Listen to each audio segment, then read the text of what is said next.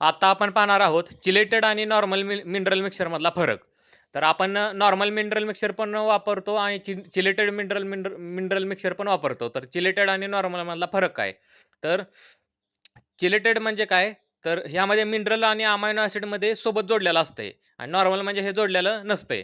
Chelated म्हणजे काय? Mineral आणि अमायनो ॲसिड यांच्यामध्ये जोडलेलं असतंय आणि हे जे मिनरल अमायनो ॲसिड सोबत जोडल्यामुळं ते जनावराच्या शरीरामध्ये चांगल्या प्रमाणात उपलब्ध राहतं आणि त्याचं शोषण चांगल्या प्रमाणात होतं आणि जनावराची वाढ चांगली होते. जनावराचं माझावर राहायचं, गाभण राहायचं प्रमाण चांगलं राहतं आणि दूध द्यायचं प्रमाण पण गाईचं चांगलं राहतं. म्हणून चिलेटेड मिनरल मिक्सचर हे महाग असतं आणि नॉर्मल मिनरल मिक्सचर म्हणजे काय?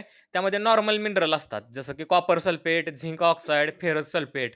त्याची किंमत कमी असते सर्वसाधारण वापरासाठी, पण शरीरामध्ये शोषण कमी होतंय आणि काही मिनरल आहेत ते शेणामार्फत निघून जातात. शरीरामध्ये, रक्तामध्ये शोषले जात नाहीत. आणि चिलेटेड मिनरल मिक्सरमध्ये मी सांगितल्याप्रमाणे मिनरल हे अमायनो ॲसिड सोबत जोडलेले असतात. उदाहरण द्यायचं झालं तर झिंक, मेथिओनिन. त्यामुळे काय होतंय शरीरामध्ये शोषण चांगलं होतंय. कमी प्रमाणात दिलं तरी चांगला परिणाम मिळतो. दूध उत्पादन असू द्या, प्रजनन असू द्या, रोगप्रतिकारशक्ती असू द्या, हे सुधारण्यास मदत होते.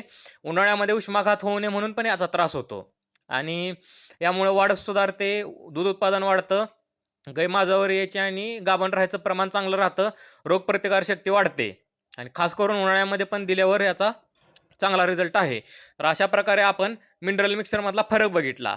चिलेटेड मिनरल मिक्सर आणि नॉर्मल मिनरल मिक्सर. तर चिलेटेड मिनरल मिक्सर हे चांगला रिझल्ट चांगला आहे चिलेटेडचा आणि ते थोडंसं महाग असतं. तर ही माहिती जास्तीत जास्त लोकांपर्यंत पोहोचवा. धन्यवाद.